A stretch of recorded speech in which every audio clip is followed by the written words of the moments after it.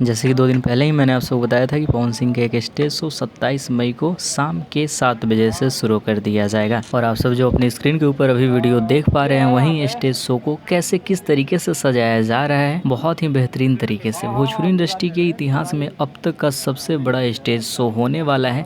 2 दिन पहले से ही इसकी तैयारी चल रही है, पूरी दिन पूरी रात इस स्टेज को बनाने में लगा है। लेकिन आज फाइनली कुछ देर में तैयार हो जाएगा और कुछ देर में पवन सिंह भी अवेलेबल होंगे इस जगह पे। तो मेरा कोशिश यही रहेगा कि जो भी भाई इस जगह पे नहीं पहुंच पाए हैं, क्योंकि काफ़ी सारे लोग ऐसे भी पवन सिंह के फ़ैन हैं जो कि इस जगह से बहुत सारे दूर भी रहते हैं। पवन सिंह का वैसे तो इंटरनेशनल फ़ैन फॉलोइंग है, लेकिन जो लोग इस जगह पे नहीं पहुंच पाए हैं, मेरी कोशिश यही रहेगी कि मैं आप सबको स्टेज शो का पूरा वीडियो दिखाऊं, ताकि आप सब पवन सिंह के शो को बहुत अच्छे से एंजॉय कर सकें। और एक बार फिर से आप सबको बता देते हैं, इस स्टेज शो में पवन सिंह, अनुपमा यादव, सृष्टि सिन्हा, स्मृति सिन्हा के साथ कई कलाकार देखने को मिलेंगे।